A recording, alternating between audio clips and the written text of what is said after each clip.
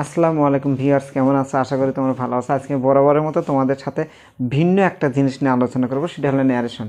এই ন্যারেশন নিয়ে অনেকেরই মাথা ঘুরে যায় এবং বুঝতে পারে না যে কোথায় কী করতে হবে, কেমনে কী করতে হবে, এটা অনেকে বুঝতে পারে না। আমাকে সর্বোচ্চ 15 মিনিট সময় দাও। 15 মিনিটে দেখো আমি ন্যারেশনে মোটামুটি একটা বেস তোমাদেরকে আজকে ঘুরে দিতে পারবো ইনশাল্লাহ। আচ্ছা, শুরু করা যাক। দেখো, ন্যারেশনে 5টা জিনিস চেঞ্জ হয়, মনে রাখবো। কয়টা জিনিস? 5টা। একটা চেঞ্জ হয়ে গেলো, আমি উপরে লিখছি দেখো, স্যাড। এটা উচ্চারণ কিন্তু স্যাড। তারপরে চেঞ্জ হয়ে গেলো ইনভার্টেড কমা, তার মানে এই যে ইনভার্টেড কমা আছে না, এই ইনভার্ট কমা চেঞ্জ হয়। তারপর চেঞ্জ হয়ে গেলো পার্সন, কি চেঞ্জ হয়? পার্সন হয়। তারপর চেঞ্জ হয়ে গেলো ভার্ব, ভার্বও যেটা টেন্স সেটা। তারপরে অ্যাডভার্ব যদি থাকে, 5 নাম্বার অ্যাডভার্ব যদি থাকে। এখন মনে রাখবা, প্রত্যেকটা যে সেন্টেন্সে তুমি লিখবো সেই সেন্টেন্সটা তোমাকে এসার্টিভ করতে হবে। কী করতে হবে? এসার্টিভ করতে হবে। আচ্ছা, তারপরে দেখো, অনেক সময় এই জিনিসের পরে, স্যাডের পরে মনে করো যে এর জায়গাত আছে রিপন, মনে করো, ধরে নাও রিপন, স্যাড টু রিপন, বোঝো, রিপন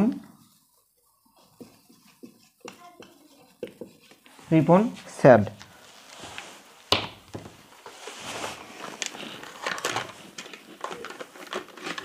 রিপন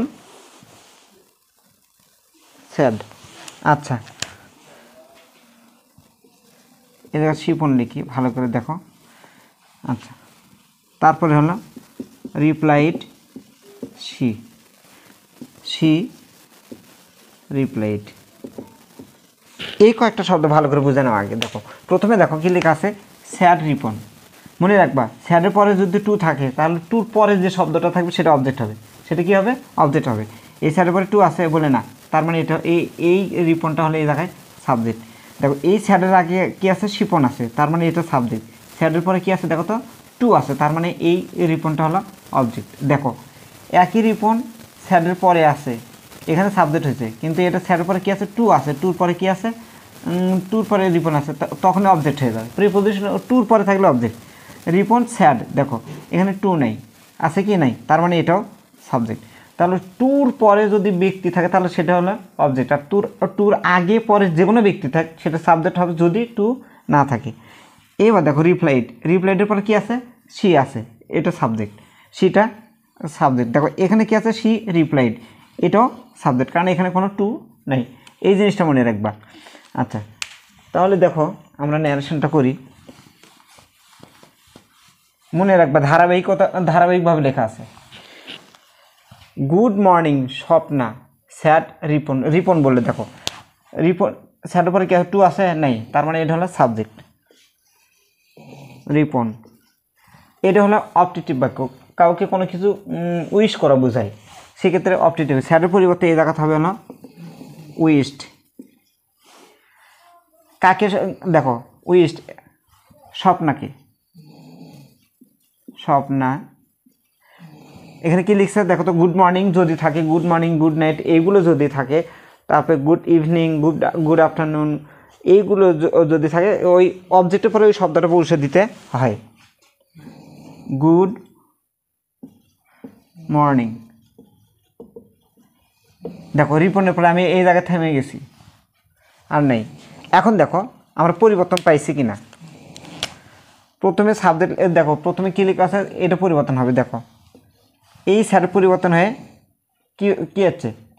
দেখো, উইস্ট হচ্ছে। আচ্ছা, তারপরে অবজেক্ট পার্সন নাম থাকলে কোনো পরিবর্তন হবে না। এই পার্সনটা পরিবর্তন হবে যদি প্রোনাউন থাকে। কি থাকে? প্রোনাউন থাকলে পরিবর্তন হবে। নাউন আছে, পরিবর্তন নাই। তারপরে গুড মর্নিং, উইস্ট বা বেডের পরে গুড মর্নিং থাক, গুড ইভিনিং থাক, এই শব্দগুলো সহজে বসে যায়। আচ্ছা, তারপরে দেখো, হাউ ইজ ইউর প্রিপারেশন, তোমার ইয়েটা কি, মানে প্রস্তুতিটা কেমন? এই কথাটা কার? ভালো করে খেয়াল করে দেখো, এই কথাটাও রিপনের, এই কথাটা রিপনের, কারণ রিপন প্রশ্ন করলে ইউ আসবে, যে শুনবে সে সেকেন্ড পার্সনে ইউ আসবে। দেখো, ইউর আছে এই জায়গায়, তাহলে রিপন। এই বাক্যটার শেষে কিন্তু এরকম আছে, স্যাড রিপন, কিন্তু তোমাকে বোকা বানানোর জন্য এটা দেওয়া হয় নাই। স্যাড রিপন আছে। আচ্ছা, রিপন স্যাডের পরিবর্তন হবে, এই যে কী আছে, স্যাডের পরিবর্তে হবে হলো আস্ট। ইন্টারোগেটিভ বাক্যটা কি? ইন্টারোগেটিভ। আস্ট হবে, আস্টের পরে সর্বদা মনে রাখবে, আস্টের পরে সর্বদা অবজেক্ট বসে, তাহলে অবজেক্ট কী আছে? স্বপ্না। স্বপ্না। আচ্ছা, বাক্যটা কি দ্বারা শুরু? ডাব্লিউএস ওয়ার্ড দ্বারা শুরু। যদি ডাব্লিউএস ওয়ার্ড দ্বারা শুরু হয় তাহলে এই যে ইনভার্টেড কমার পরিবর্তে ডাব্লিউএস ওয়ার্ড ওটাই বলবে। হাউ। সাবজেক্ট কি আছে? Your preparation. সেকেন্ড পারসন যদি থাকে, বাইরের সাবজেক্ট ও অবজেক্টকে ফলো করে। অবজেক্ট কি আছে? স্বপ্না, সি। এটি পসেসিভ ফর্ম আছে, তাহলে সির পসেসিভ ফর্ম হলো হার। How her preparation. দেখো, প্রিপারেশন,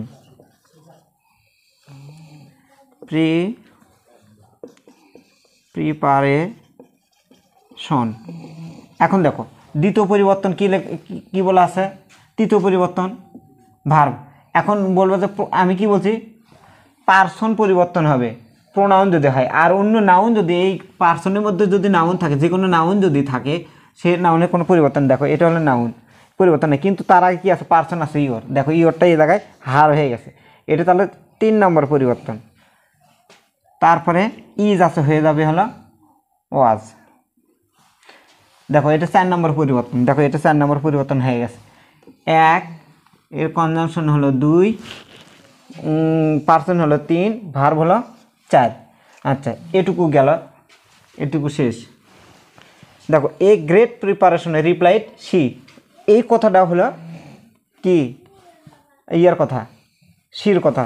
তার মানে এর আগে একটা বাক্য আছে, অংশ আছে, সেই অংশটা হলো my preparation. My preparation is a great preparation, অথবা এইরকম আছে, sorry, I have taken a great preparation, এরকম বাক্য আছে, I have taken a great preparation, এটুকু আছে এর আগে। তাহলে দেখো শি রিপ্লাইড, আমরা কি বলছি? শি বসবে, রিপ্লাইড চেঞ্জ হবে না, ওটা দেয়া আছে, স্যার থাকলে হতো। তারপরে ইনভার্ট করার পরিবর্তে এটা এসাটিভ বাক্য কী দ্বারা শুরু? প্রোনাউন দ্বারা শুরু। পৃথিবীতে তো প্রোনাউন আছে, ওই বাক্যটা যদি শুরু হয় তাহলে সেক্ষেত্রে তোমার হবে রিপ্লাইড ইন এসাটিভ বাক্য। এসাটিভ বাক্যে ইনভার্টেড করার পরিবর্তে দ্বিতীয় পরিবর্তন হলো কনজাংশন। এখানে আই আছে, আইটা ফার্স্ট পার্সন, বাইরে সাবজেক্ট ফলো করে, সাবজেক্ট কী লিখছ? সি, অথবা এই জায়গাতে হবে হলো সি। মনে রাখবা সাবজেক্টিভ ফর্ম যদি ইউ বা আই থাকে তাহলে সাবজেক্টিভ ফর্ম হিসেবে হি অথবা সি আসতে পারে। মহিলার জন্য সি, পুরুষ হলে হি। আচ্ছা, হ্যাভ ধরে নিতে হবে এই জায়গায়, হ্যাড, তারপর টেকেন, তারপরে যে ফ্রেজটা থাকবে সেই ফ্রেজটা এর সাথে যোগ করে দিতে হবে, এ great preparation. I have taken a great preparation. এখন দেখো এই বাক্যে 5টা পরিবর্তন হয়েছে কিনা। দেখো এই বাক্যে রিপ্লাইড আছে, এখানে স্যাট ছিল কিন্তু রিপ্লাইড করে দেওয়া থাকলে কোনো চেঞ্জ নেই। রিপ্লাইড আস্ট, টোল এগুলো থাকলে কোনো চেঞ্জ হয় না। তাহলে দেখো রিপ্লাইড আছে, 1 নম্বর পরিবর্তন কনজাংশন, 2 নম্বর পরিবর্তন, 3 নম্বর পরিবর্তন হলো পার্সন, 4 নম্বর পরিবর্তন হলো ভার্ব। আর কোনো পরিবর্তনের জায়গা নেই, অতএব দরকারও নেই। এটা হলো নাউন, নাউনে কোনো পরিবর্তন হয় না, সেটা অ্যাবস্ট্রাক্ট নাউন হোক আর ব্যক্তিবাচক নাউন হোক। আচ্ছা, তারপরে কি হলো? I can stand first. ভালো করে খেয়াল করে দেখো, আই ক্যান স্ট্যান্ড ফার্স্ট, এটা কার কথা? দেখো এই আই কিন্তু মিল আছে না? তাহলে এটাও ওই স্বপ্নার কথা। তাহলে বাক্যটা হলো এসার্টিভ। ওই জন্যে দ্বিতীয়বার যদি হয় তাহলে তার জন্য আমরা লিখবো হলো অ্যাডেড ইনভার্টেড কমার মধ্যে পরিবর্তে দ্যাট। তারপরে সি পার্সন, এটা যেহেতু পার্সন চেঞ্জ হবে, ভার্বের চেঞ্জ, ক্যান থাকলে কুড স্ট্যান্ড ফার্স্ট। আর নাই, দেখো দুটোই ইনভার্ট কমা পাশাপাশি আছে, মনে রাখবা দুটোই ইনভার্টেড কমা যদি পাশাপাশি থাকে, প্রথমটা হলো সাবজেক্টের, দ্বিতীয়টা হলে অবজেক্টের। এই স্বপ্ন যখন কথা বলবে রিপন তখন অবজেক্ট, এটা হলো স্বপ্নের কথা। তার মানে এই wow what a lucky girl you are, এই অবজেক্টটা হলো, এই কথাটা হলো রিপনের, যেহেতু স্বপ্নের সাবজেক্ট, রিপন হলো অবজেক্ট। দেখো এই জায়গা সুন্দর করে লিখে দেওয়া আছে। স্যাড রিপন, এটা কিন্তু রিপনের কথা। আমি যেটা বললাম দেখো, প্রথম ইনভার্টেড কমা হলো সাবজেক্টের মানে শির, দ্বিতীয় ইনভার্টেড কমা হলো অবজেক্টের। দেখো এখানে লেখা আছে স্যাড রিপন, তার মানে এটা হলো রিপনের কথা। আচ্ছা, এখন দেখো রিপন বাক্যটা এক্সক্লেমেটরি, ওয়াও থাকলে এক্সক্লেমড, স্যাডের পরিবর্তে exclaimed with wonder and told, inverted কমার পরিবর্তে দ্যাট। আচ্ছা, এখানে সাবজেক্ট আছে ইউ, অতএব এই জায়গাতে হবে হলো সি, আর সমান হবে হলে এই জায়গায় ওয়াজ, এক বচন, ইউর সাহায্যকারী ভার্ব আর এক বচন এটা। আচ্ছা, সি ওয়াজ, এখানে কি লেখা আছে হোয়াট আছে, তাহলে এই জায়গায় হবে হোয়াটের পরিবর্তে great, great sorry very lucky girl, very হবে হোয়াটের পরিবর্তে এই জায়গায় হবে ভেরি লাকি গার্ল। লাকিটা অ্যাডজেক্টিভ, ওই জন্য তার আগে অ্যাডভার্ব হবে, লাকি গার্ল, এটুকু গেল। আচ্ছা, এখন এই বাক্যটা দেখি 5টা পরিবর্তন হয়েছে কিনা। দেখো, স্যাডের পরিবর্তন exclaim with joy and told, invert কমার পরিবর্তে দ্যাট, ইনভার্ট কমার পরিবর্তে দ্যাট, পার্সন 2 নম্বর, 3 নম্বর পরিবর্তন, ভার্ব হলো 4 নম্বর পরিবর্তন হয়ে গেছে।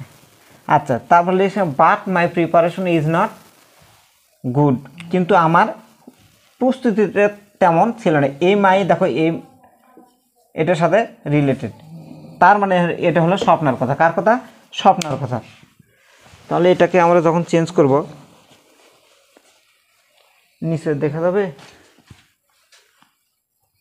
দেখা যাচ্ছে না। আচ্ছা, আমি তাহলে এখানে এই বাক্যটা কোন জায়গায় লিখি, এই জায়গাতে লিখি, কিচ্ছুই নাই দেখো, কিন্তু তারপরে my preparation is not so good, এটা হলো স্বপ্নার কথা। স্বপ্না অথবা সি টোল্ড, ইনভার্টেড কমার পরিবর্তে দ্যাট, এ বাট উঠে চলে যাবে। বাট হার, মায়ের পরিবর্তে প্রথমটা কী লিখছে দেখো, ইয়রের পরিবর্তে হার লিখছিল, এই জায়গায় মায়ের পরিবর্তে হার হবে। ইয়র বা মাই যদি থাকে হিজ অথবা হার হবে। হার প্রিপারেশন ইজ আছে হবে হলো ওয়াজ নট, এগুলো কোনো চেঞ্জ নেই, ভার পর্যন্ত, সো গুড। এইভাবে পার্ট বাই পার্ট, হয়তো বা একটু না কঠিন লাগলে আমি তোমাদেরকে আবারও বলি। প্রথম পরিবর্তন স্যাড, দ্বিতীয় পরিবর্তন ইনভার্ট কমা, তৃতীয় পরিবর্তন পার্সন, চতুর্থ পরিবর্তন ভার্ব, পঞ্চম পরিবর্তন অ্যাডভার্ব যদি থাকে। আচ্ছা, পাশাপাশি দুটো যদি ইনভার্টেড কমা থাকে তাহলে প্রথমটা হয়ে গেলো সাবজেক্টের, দ্বিতীয়টা হবে হলো অবজেক্টিভ। আবার দেখবা মাঝখানে যেমন ধরো এই দুই বাক্য, এখানে দেখো আমি বেশি দূর যাই না, পরে এটা একটু না বুঝাই।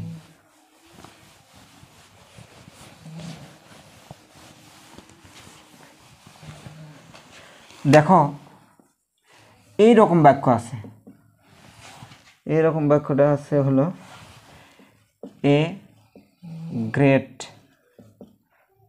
প্রিপারেশন, মনে করো ধরে নাও এটা একটা বাক্য, ভালো করে খেয়াল করে দেখো।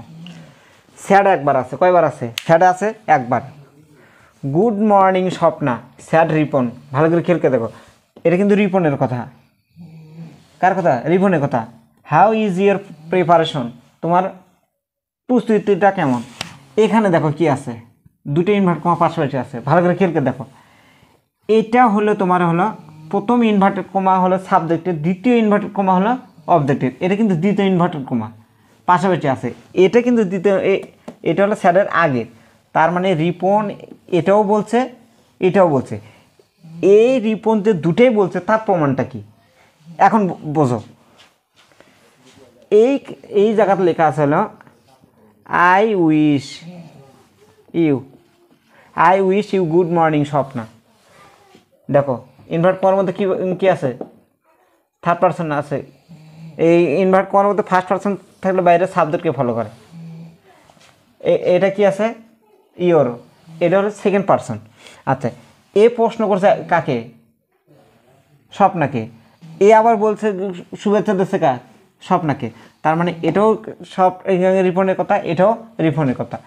এই কথা যে স্বপ্নার, এটা কেমনি বুঝবা? কারণ এটা কি আছে? দ্বিতীয় ইনভার্টেড কমা আছে, পাশাপাশি আমি কি বলছি, পাশাপাশি দুটা, তাহলে এটা হলো স্বপ্নার কথা, স্বপ্নার কথা। তাহলে একটা জিনিস ক্লিয়ার, যদি স্যারের দুই পাশে বাক্য থাকে দুটোই সাবজেক্টের, দুটোতে সাবজেক্টের হবে, তার প্রমাণ হলো যদি দ্বিতীয় বাক্যের সাথে কি দ্বিতীয় ইনভার্টেড কমার সাথে আরেকটা ইনভার্টেড কমা থাকে। এটা তো দ্বিতীয় ইনভার্টেড কমা, এটা প্রথম, এটা হলো দ্বিতীয়। এখন দ্বিতীয় ইনভার্টেড কমার সাথে যদি আরেকটা ইনভার্টেড কমা থাকে তাহলে সেটা বুঝবো হলো অবজেক্টের, প্রথমটা হবে তৃতীয়টা হবে হলো অবজেক্টের, প্রথম দুটো হবে হলো সাবজেক্টের। রিপিট করতেছি, দেখো এটা প্রথম, এটা হলো দ্বিতীয়, এটা হলো তৃতীয়। এই ইনভার্টেড কমার পরে দেখো কোনো ইনভার্টেড কমা নেই, কিন্তু এই ইনভার্টেড কমার পরে আরেকটা ইনভার্টেড কমা আছে। তাহলে প্রথম দুটো 1 আর 2 হবে হলো সাবজেক্টের, 3 নাম্বার যেটা থাকবে সেটা থাকবে হলো অবজেক্টের। যেহেতু এটা হলো সাবজেক্ট, স্বপ্ন হলো অবজেক্ট। দেখো কারণ এই যে বাক্যের মধ্যে স্বপ্ন আছে, বুঝতে পারছো? আশা করি তোমরা বুঝতে পারছো। পরে কোনো ক্লাসে এরকম জটিল বিষয় নিয়ে তোমাদের সামনে হাজির হব। সে পর্যন্ত সবাই ভালো থাকবা। আর একটা রিকোয়েস্ট, আমার এই ফেসবুক পেজটা ফলো করবা, ভিডিওটা বেশি বেশি শেয়ার করবা, লাইক কমেন্ট করবা, এভাবে আমাকে হেল্প করা। আমি তোমাদেরকে ভালো ভালো ক্লাস দিয়ে হেল্প করার চেষ্টা করব। সবাই ভালো থাকো, আল্লাহ হাফেজ।